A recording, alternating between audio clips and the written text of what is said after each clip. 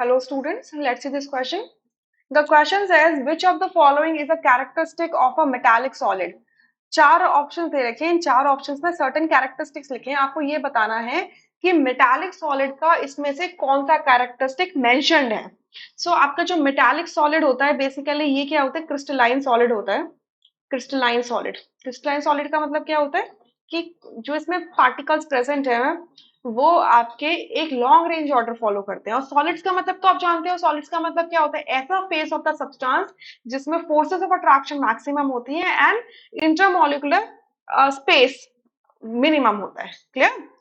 अच्छा, तो metallic solids की बात हो रही है. Metallic solids is the classification under classification of crystalline solids. और ये किस बेसिस पे होता है, फोर्सेस ऑफ अट्रैक्शन के बेसिस पे होता है.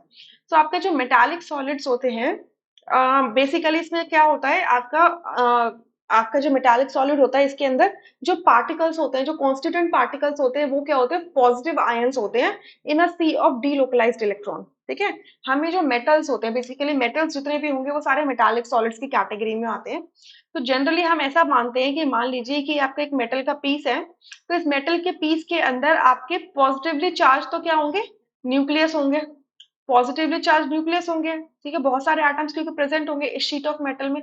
और ये सराउंड हो रहे हैं किससे, नेगेटिवली चार्ज इलेक्ट्रॉन से. तो ये इलेक्ट्रॉन्स कैसे लगते हैं, ऐसा लगता है जैसे कि ना समुद्र में सी ऑफ इलेक्ट्रॉन है, क्या ये फ्लो कर रहे हैं, इजीली फ्लो कर रहे हैं, इलेक्ट्रॉन इधर से उधर फ्लो कर रहे हैं. ठीक है, सी ऑफ इलेक्ट्रॉन्स ऐसा नजर आता है. क्लियर? सो स्टेटमेंट पढ़ लेते हैं. यहाँ पे क्या कह रहे हैं, metals are conductors of heat, true, due to the presence of sea of electrons. ये बिल्कुल ट्रू स्टेटमेंट है. मेटल्स क्या होते हैं, कंडक्टर होते हैं हीट के, सही बात है.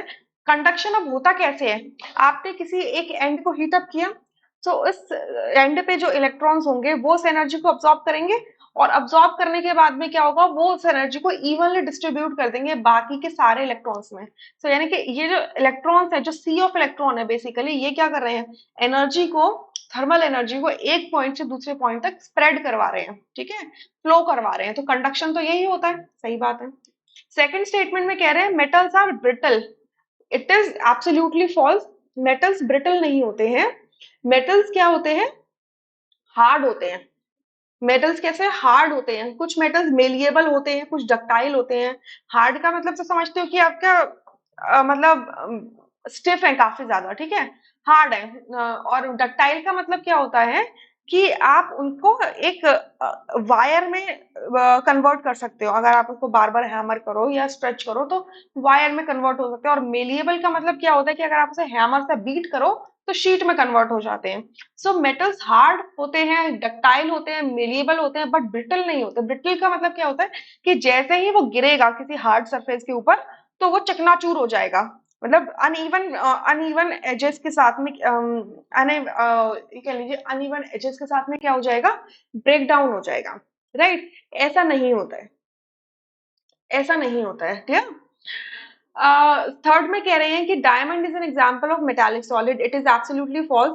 डायमंड जो है वो मेटालिक सॉलिड का एग्जाम्पल नहीं है. Diamond is an example of covalent solid, क्योंकि डायमंड के अंदर जो पार्टिकल्स प्रेजेंट होते हैं वो कार्बन एटम्स होते हैं, और इन कार्बन एटम्स के बीच में जो अट्रैक्टिव फोर्सेस होती हैं वो कोवेलेंट फोर्सेस होती हैं. इस वजह से इनको ये किस कैटेगरी में आते हैं, कोवेलेंट सॉलिड्स के कैटेगरी में आते हैं. ये गलत हो जाता है, ये गलत हो जाता है. फोर्थ में कह रहे हैं very few metals possess lustre. Lustre मतलब चमक. जैसे ही उनके ऊपर लाइट पड़ेगी तो वो शाइनी जो बिहेवियर होता है उसको लस्टर कहते हैं.